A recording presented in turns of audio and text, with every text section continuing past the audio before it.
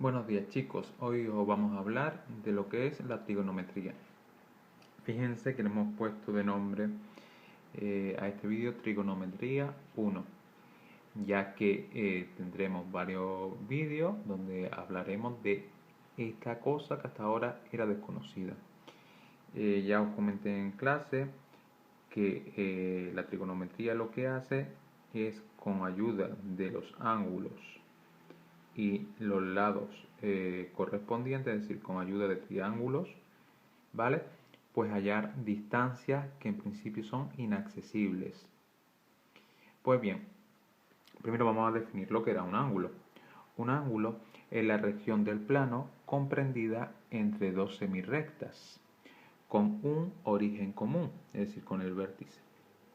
Fíjense que aquí tenemos dos semirrectas con un origen común, es decir, con un vértice, ¿vale? Entonces esto es un ángulo. Esta porción que queda entre las dos semirrectas, esta abertura, es un ángulo.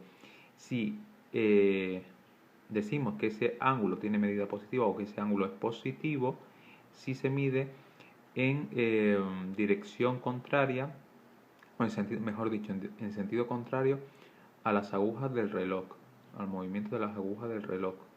Ese ángulo lo vamos a llamar, por ejemplo, alfa. Normalmente a los ángulos en matemáticas se le suele llamar con letras griegas, aunque se le puede llamar con cualquier otra letra, pero siempre lo vamos a hacer con letras mayúsculas. Cuando sean griegas, pues sí que lo podemos poner en minúsculas. Por otro lado, diremos que el ángulo es negativo, la medida del ángulo es negativo, si siguen el sentido de las agujas del reloj. Vale. Bueno, ¿y cómo podemos medir el ángulo? Pues la unidad de medida de los ángulos es el grado. Para ello nos vamos a ayudar de un transportador de ángulos para ver de qué medida pues se trata. Que puede venir expresado de varias formas. El sistema sexagesimal, que es el que nosotros conocemos. Nosotros medimos los ángulos en grados, minutos y segundos. Recuérdalo, un grado, la porción resultante de dividir la circunferencia en 360 partes iguales. De ahí que una circunferencia completa tenga 360 grados. Cada grado, a su vez, se divide en 60 minutos y cada minuto en 60 segundos. Esta es la forma habitual de medirlo que ya utilizaban en primaria. Pero también se pueden medir en radianes. Es otra medida que se utilizaba antiguamente, que la van a utilizar mucho, sobre todo en física. La circunferencia mide 2 pi radianes, lo que quiere decir que 360 grados es lo mismo o equivale a 2 pi radianes. Por otra parte, vamos a definir lo que son las razones trigonométricas. Las razones trigonométricas de un ángulo son números que van a caracterizar a cada ángulo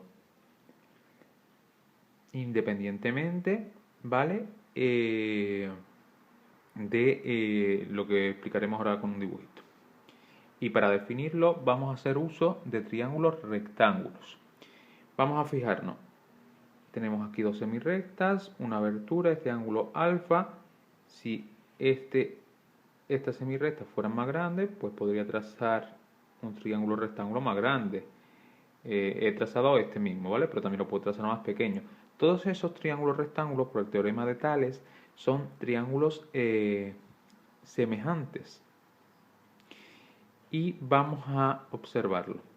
Este es la abertura que hemos indicado, a la cual vamos a llamar alfa, ángulo alfa.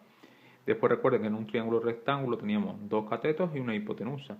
La hipotenusa era el lado más grande, que era el que se encontraba frente al ángulo de 90 grados. Fíjense que esto es un ángulo recto de 90 grados, pues frente a ella está la hipotenusa. Y después tenemos dos catetos. ¿Cómo llamamos los catetos? Pues justo el que está al frente del ángulo que vamos a trabajar o con el que vamos a trabajar, vamos a llamarlo cateto opuesto. Y el que está justo al lado, pues vamos a llamarlo cateto contiguo. Contiguo significa que está anexo, que está al lado de.